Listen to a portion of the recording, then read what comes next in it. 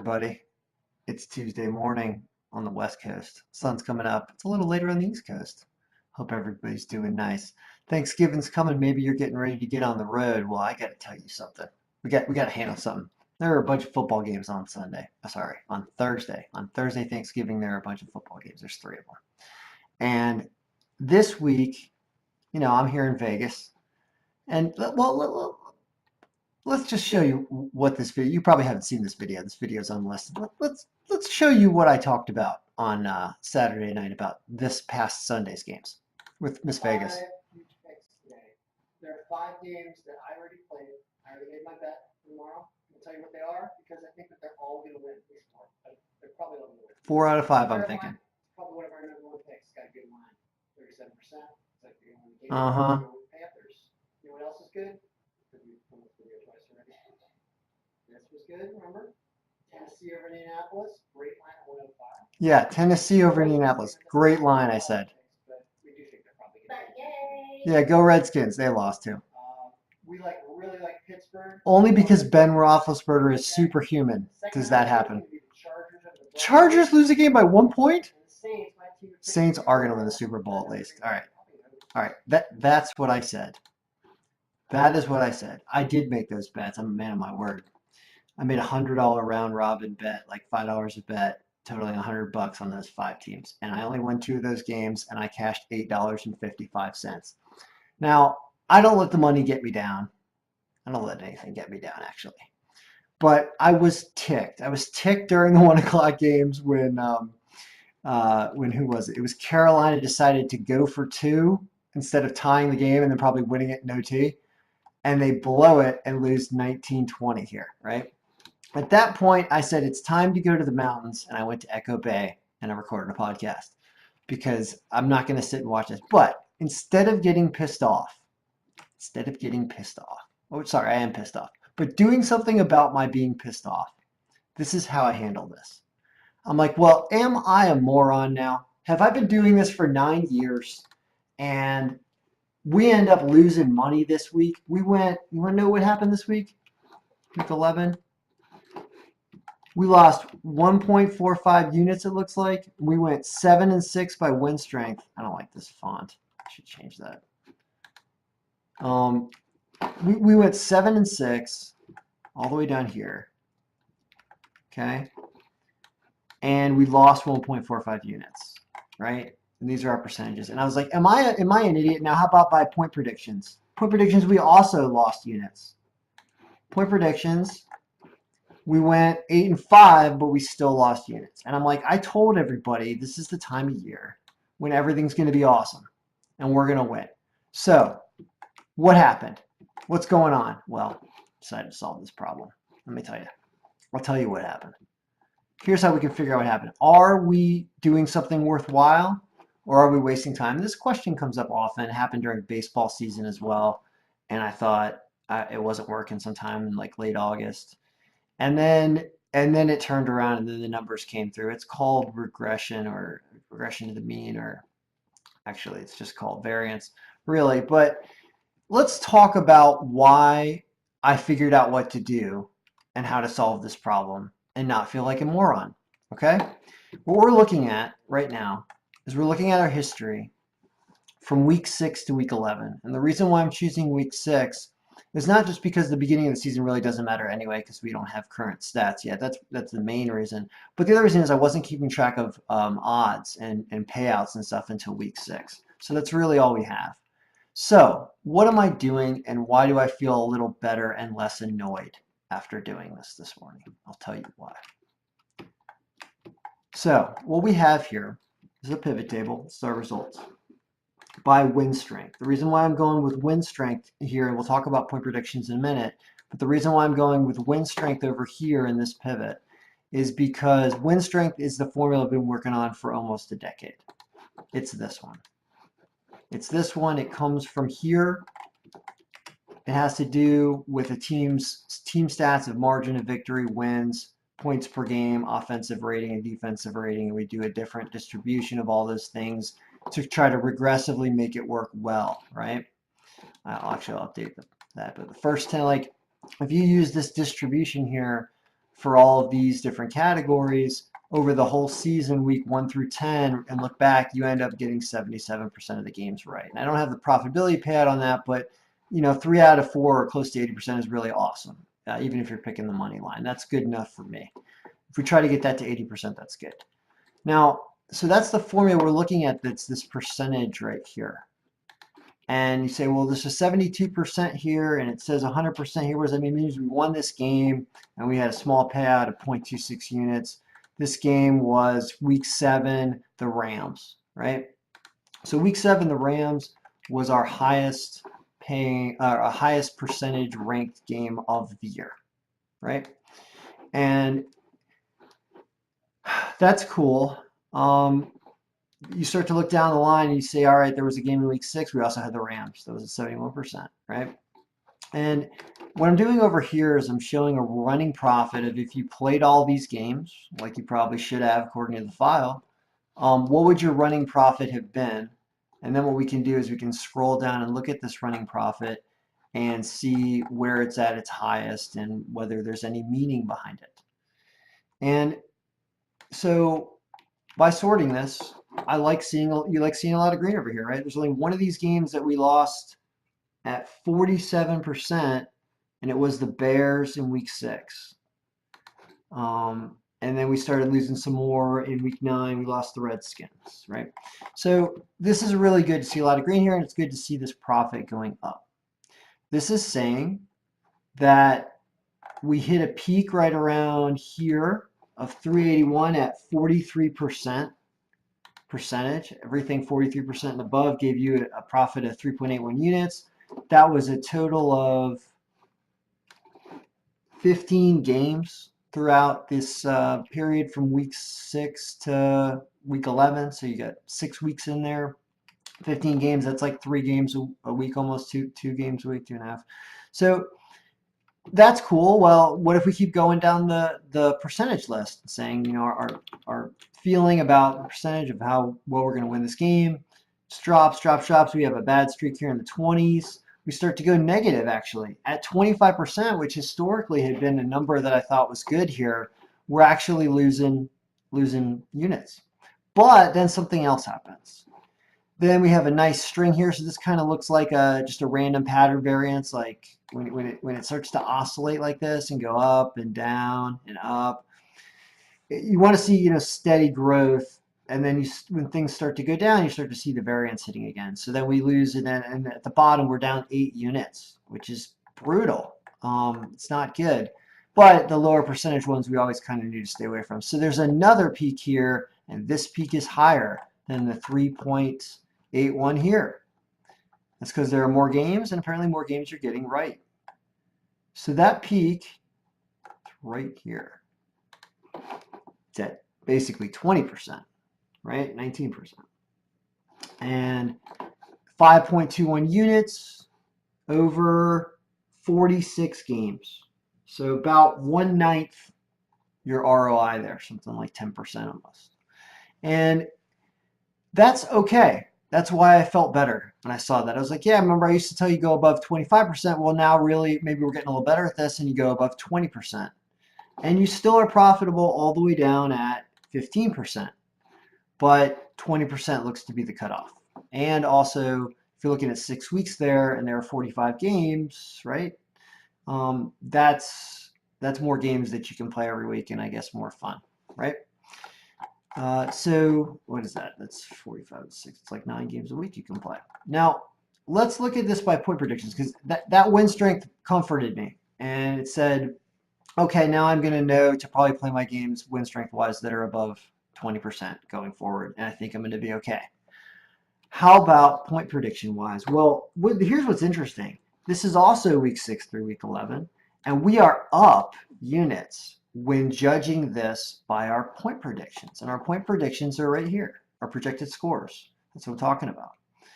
So all of a sudden, this apparently is more reliable than our win strength, which is interesting because this is the first year that I implemented point predictions. And that's cool. That's awesome. You can see that instead of a 7-6, we have an 8-5 week.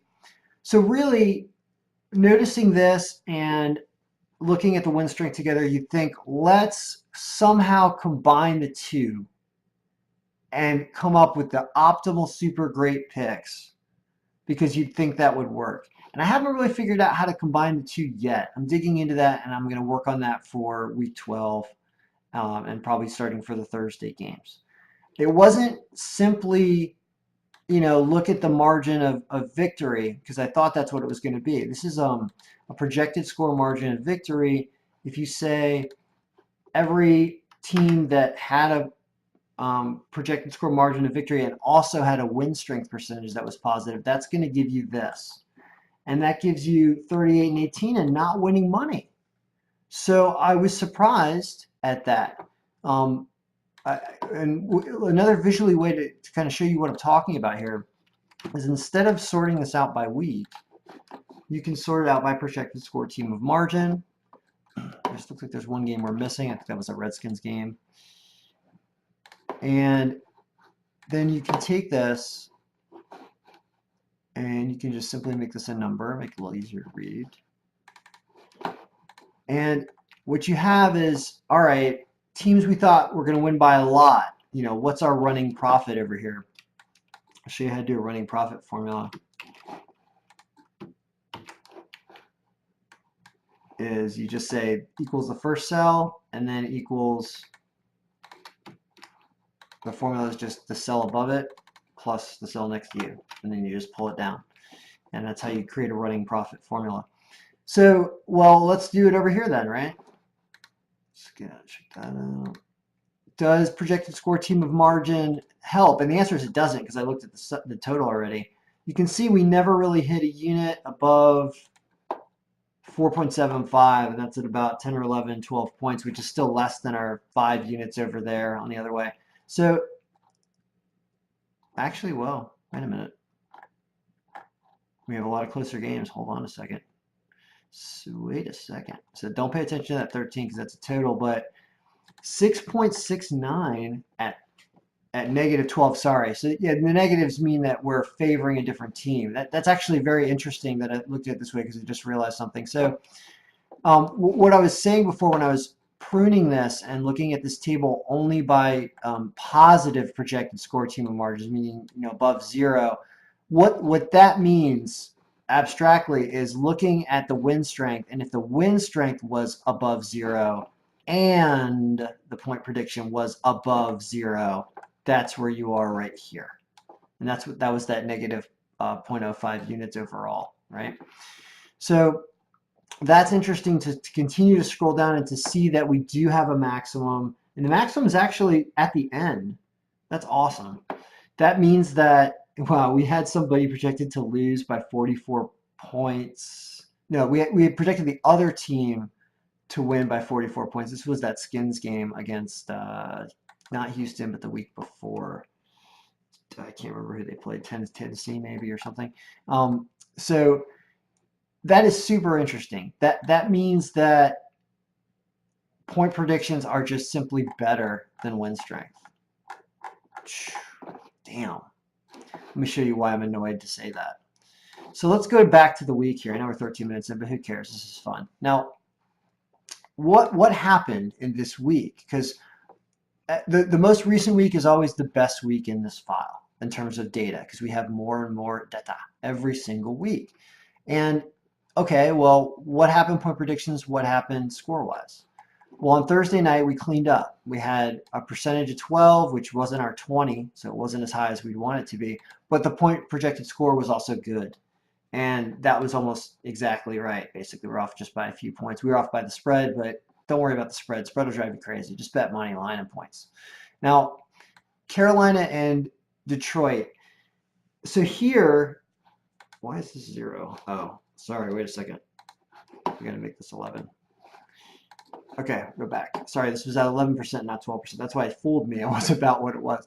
All right, so it was 11%, and okay, Carolina. Now here's where we got just totally screwed, and I'm going to stay positive and just say bad luck, bad decision by a coach. Okay, so I'm going to let this one go, other than to say that our point predictions had Carolina scoring more and really consistent with win strength. So this is actually a hard miss, but we could have got lucky and had them actually do the right thing. Dallas and Atlanta. Well, look at that. That's unbelievable. Exactly right on points and 9%. Problem is we had Atlanta scoring more points. So Ken, if you're going to love your points, well, what happened defensively? Did Dallas's defense stand up in Atlanta? Atlanta's home factor is 1.12. What if our home factor is a little off? That would lower their score. They've been playing, I felt, worse at home. You have to get their home factor down to like this. Not even. You gotta see. That's how you do it. See, wasn't that cool? So what happened there is I was saying how much worse did Atlanta play at home than they normally would, and the answer is they played half as good as their team usually does. And when you do that, you get literally the exact score of the game. Now, of course, I'm plugging to get there, but regardless, it's interesting that we hit that, and that was where our problem was. So let's diagnose what we're doing. I'm saving this. This is cool. All right, Tennessee and Indianapolis. Now, this was an utter disaster. And this game just caused me to leave and go out to the mountains, really, when I saw this score. It was like 24-0 or something in the first. It was ridiculous. So we totally botched on Tennessee's offense. Indianapolis' home factor is better. Why does Tennessee not have any special teams? That's weird. They have nobody on special teams? Something's up with that. But that would have given them more points. Weird stuff. They just didn't do anything offensively, and Indianapolis really even did better than normal. So if you bring them down, you got to bring them down to that, right?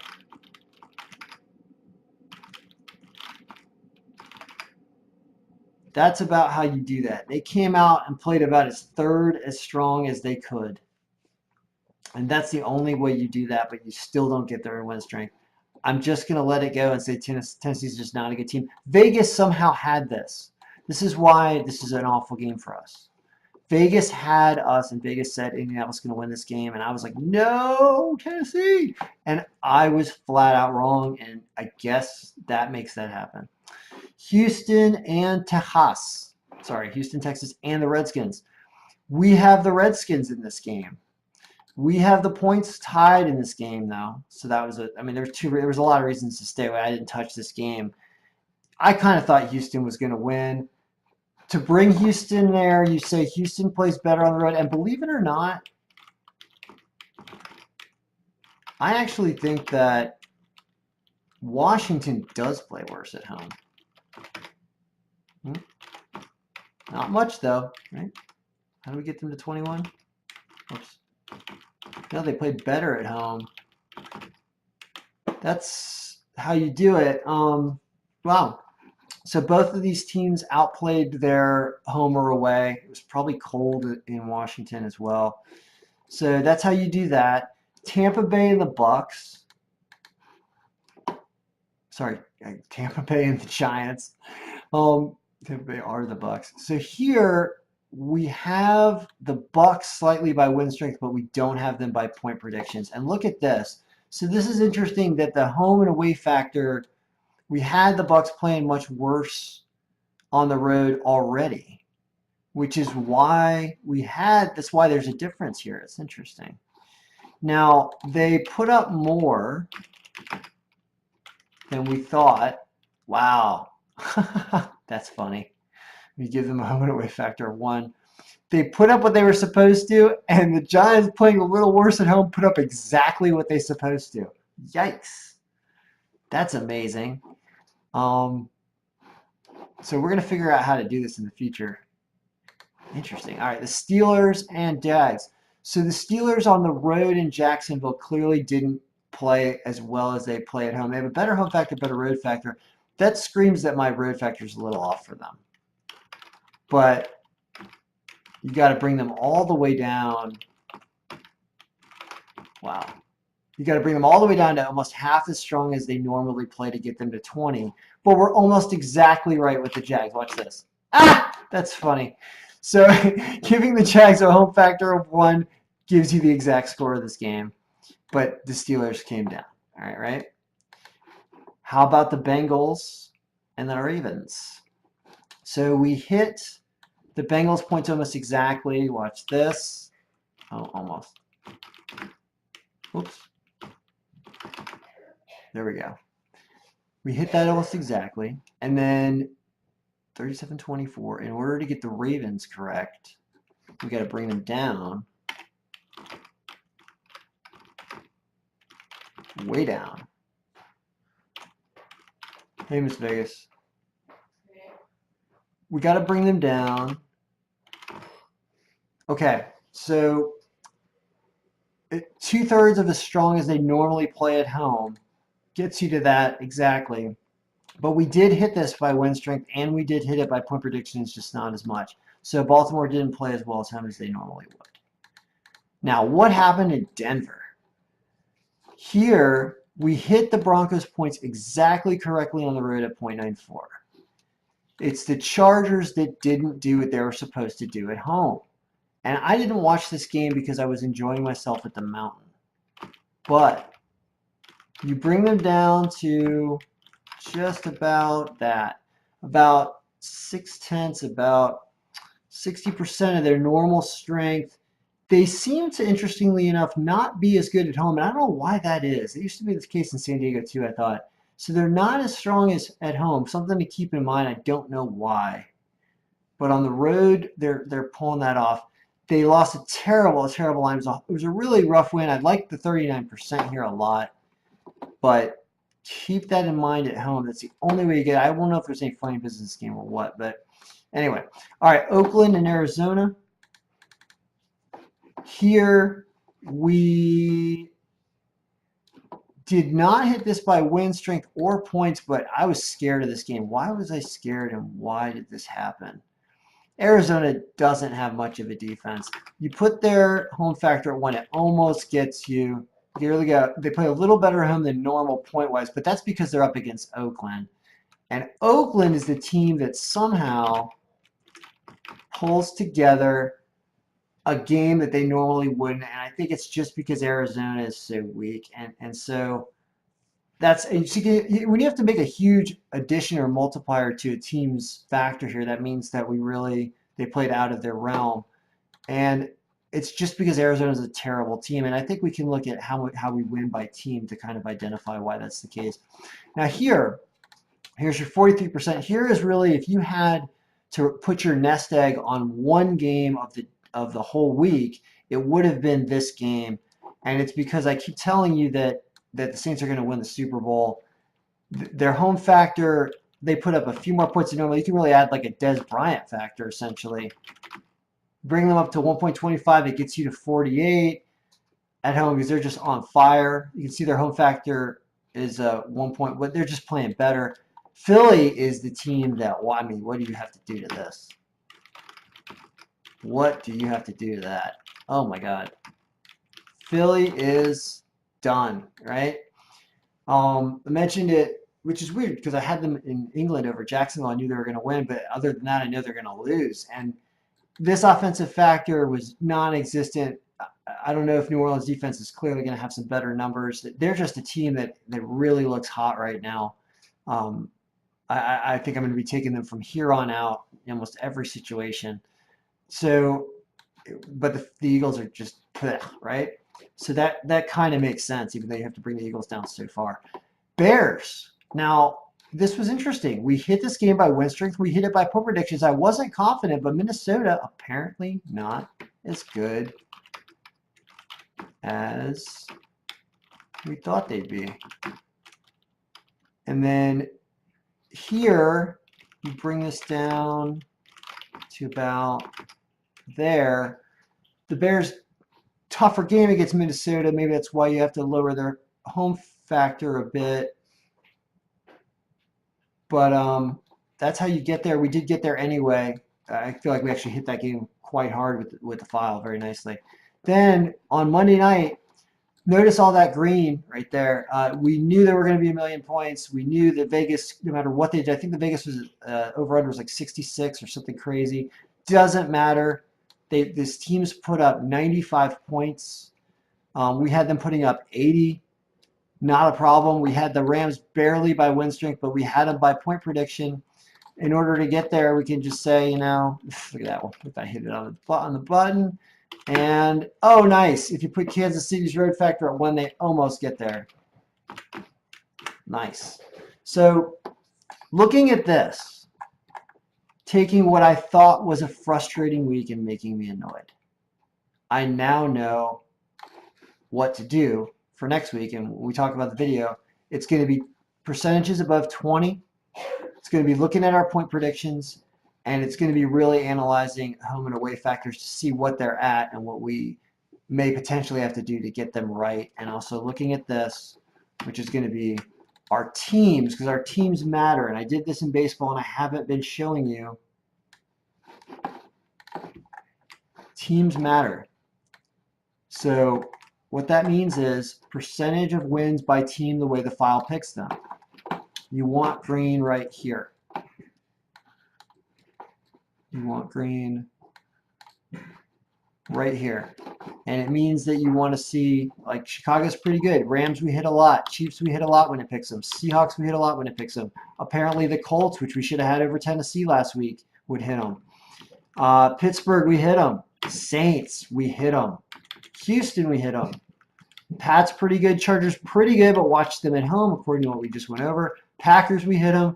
Vikings, we hit them. It knows when to stay away, when to take them. Broncos, we hit them. I would never have had it against the Chargers last week. So there's that. And I hope you feel comforted if you're a subscriber, and I hope if you're not a subscriber, you start subscribing, because I think we know what to do now. So may our picks definitely be winning from here on out.